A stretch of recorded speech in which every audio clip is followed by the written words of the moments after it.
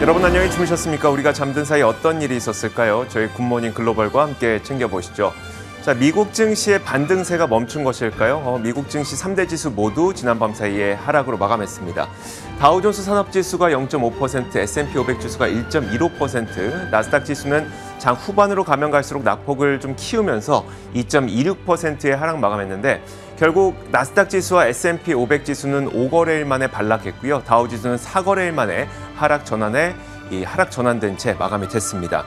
자, 이날 시장에서는 어닝 시즌에 대한 경계감 때문에 시장이 하락 압력을 받았다 이렇게 얘기를 하고 있는데 잠시 후 애프터마켓에서도 짚어드리겠지만 최근 들어서 강달러로 인한 기업 실적 타격에 영향이 있을 것이라는 경고가 점차 늘고 있습니다.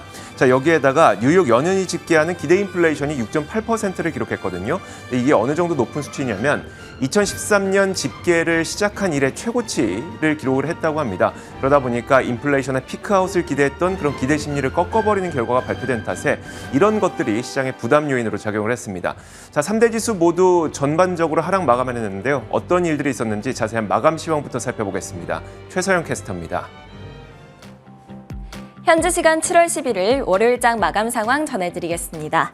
오늘 뉴욕 증시는 이번 주부터 본격적으로 시작하는 주요 기업들의 실적 시즌 그리고 소비자 물가 지수 발표를 앞두고 하락 마감했습니다. 하락 출발했던 지수들은 결국 하락폭 줄이지 못한 채로 하락 마감했는데요. 다우 지수는 0.52% 하락해 31,175에서 마무리됐고요. S&P 500은 1.15% 하락한 3,854로 마감했습니다. 나스닥 지수의 하락폭이 가장 컸는데요. 2.26% 하락했습니다. 오늘 시장을 움직였던 주요 이슈들 확인해 보도록 하겠습니다. 이번 주 수요일인 13일에는 미국의 6월 CPI, 즉 소비자 물가 지수가 발표됩니다. 인플레이션이 곧바로 하락할 것 같지는 않다라는 의견이 많은데요. 6월 CPI는 전년 동기 대비 8.8% 오를 것으로 유력하게 전망되고 있는데 지난 5월에는 8.6%를 기록한 바 있고 1981년 12월 이후 최고치를 기록한 바 있습니다. 5월에 이어서 6월에도 여전히 소비자 물가 지수가 높은 수준으로 나올 것이다라고 예상되고 있기 때문에 연준의 공격적인 금리 인상은 지속될 것으로 보여집니다. 이번 주부터 본격적으로 미국의 주요 기업들의 실적 시즌이 시작이 됩니다. 주요 금융 기업들부터 이번 주에 실적 발표가 예정돼 있는데요. 14일인 목요일에는 JP모건과 모건스탠리의 실적 발표, 그리고 금요일에는 블랙록, 시티그룹, 웰스파고가 실적 발표를 합니다. 현재 경기 침체 공포가 시장을 압박하고 있는 상황이기 때문에 시장은 미국 기업의 건전성 그리고 미국 경제 전체에 대한 인사이트를 얻기 위해서 기업 실적에 관심이 많습니다. 많은 전문가들은 실적도 실적이지만 가이던스에 집중해야 된다라고 이야기하고 있는데요. 대부분의 기업들이 물가 상승, 성장 둔화, 그리고 공격적인 연준에 맞서면서 전망치를 하향 조정할 것이라고 이야기하고 있습니다. 다음은 히트맵 열어서 섹터와 종목별 흐름 확인해 보도록 하겠습니다. 오늘 대부분의 섹터들 빨간불 켜면서 하락했습니다. 커뮤니케이션 섹터가 낙폭이 가장 컸고요. 또 나머지 섹터들도 모두 흐름이 좋지 못했습니다.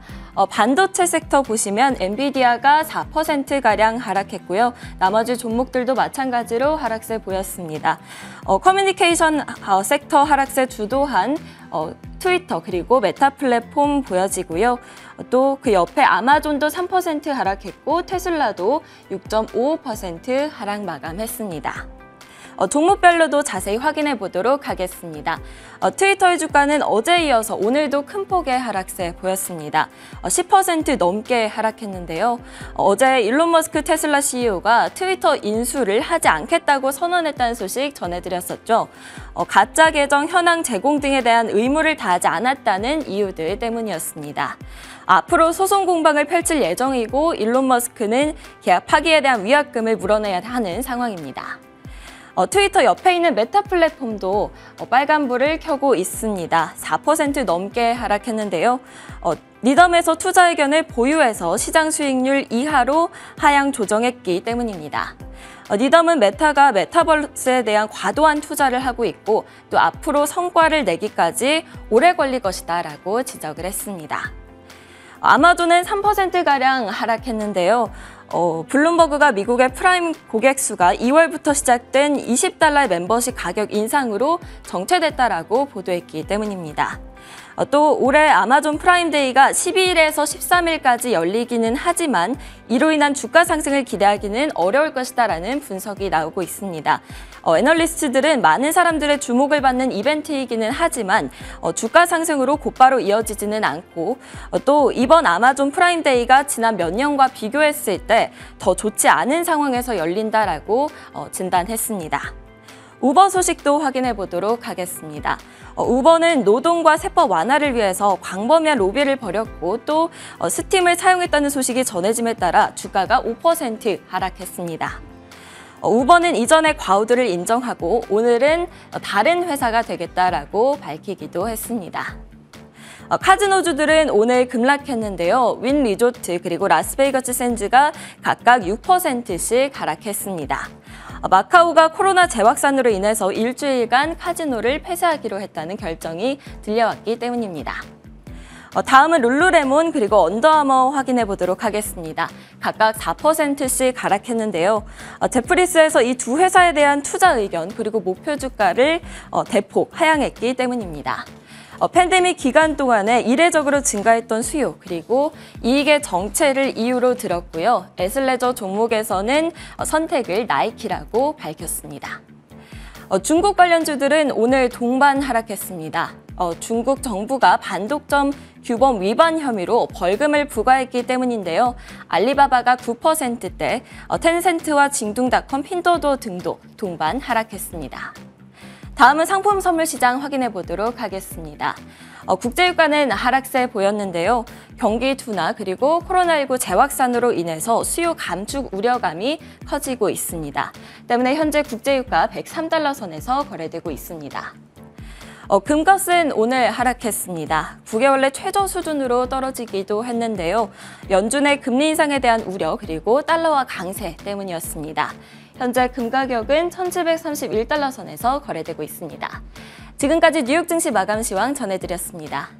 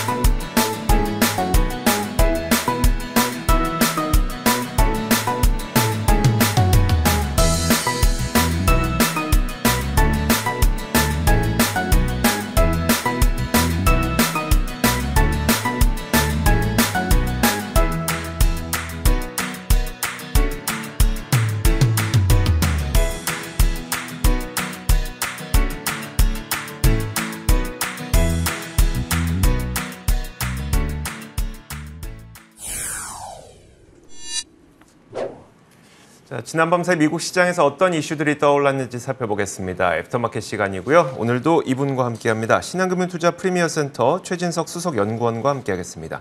어서 오세요. 안녕하십니까.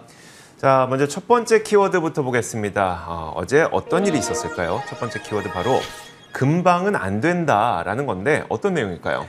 네, 이제 미국의 소비자들의 기대 인플레이션율이 또 한 번 올라갔더라고요. 이날 공개가 된 뉴욕 연방은행에서 집계를 하는 향후 1년간의 인플레이션 전망이 6월 달에 6.8%로 나타났습니다. 그러면서 전달 대비해서 0.2%포인트 추가로 좀 상승을 했고요.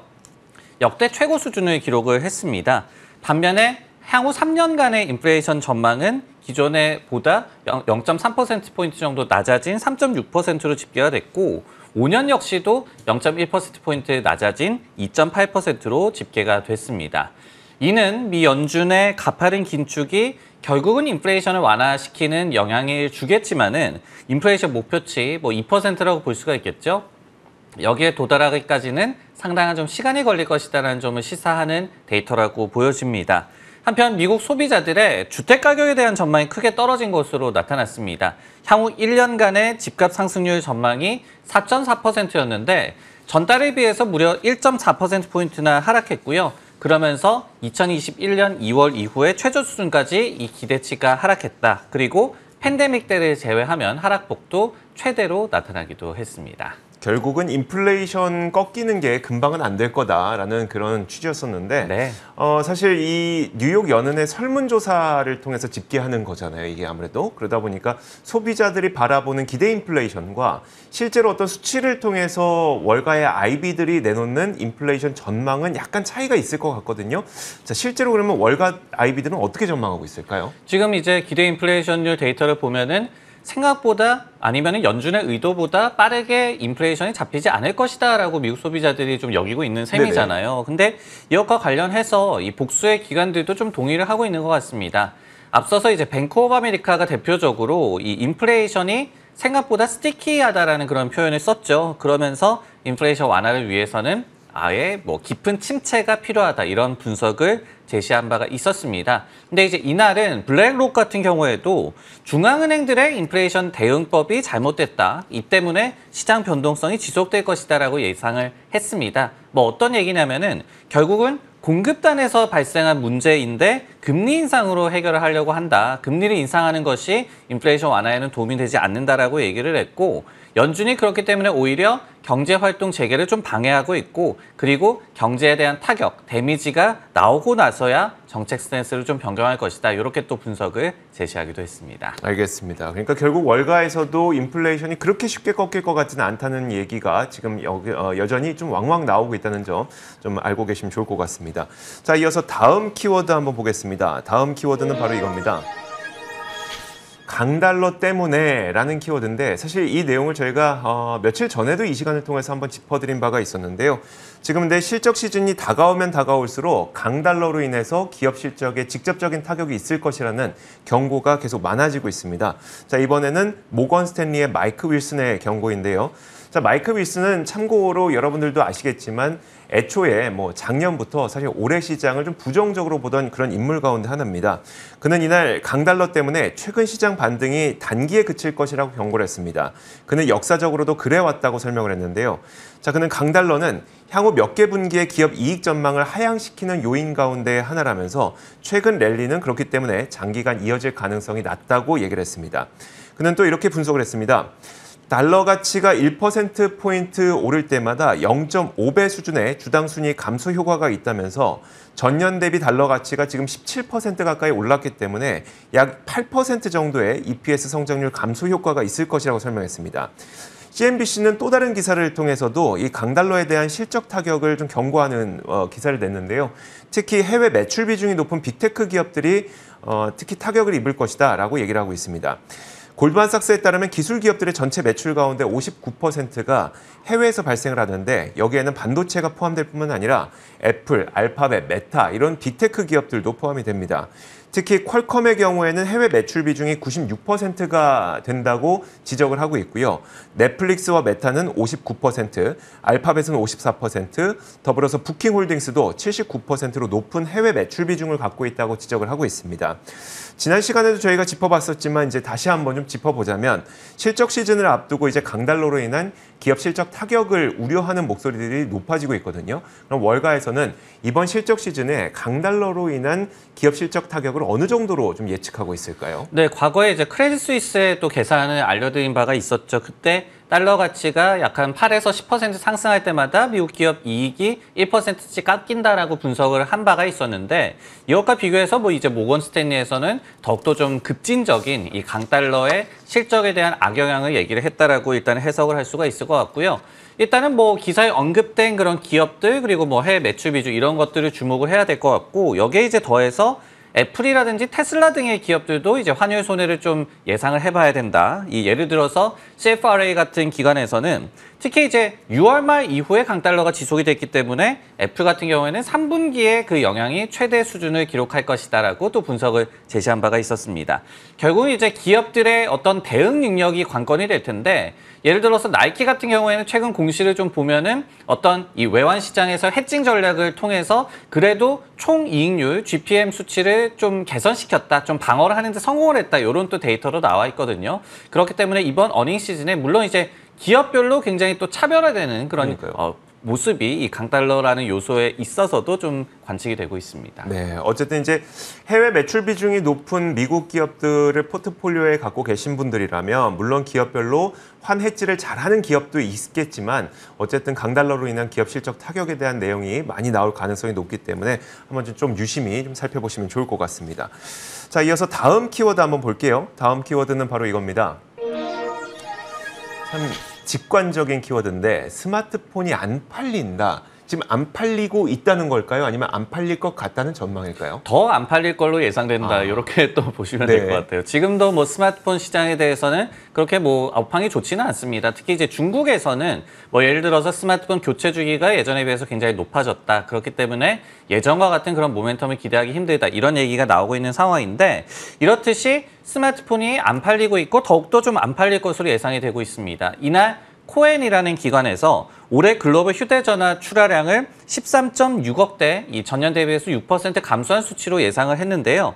2023년에도 이 수치가 2% 추가 감소하면서 스마트폰 판매가 13.3억 대까지 이제 추락할 것으로 우려되는 상황입니다.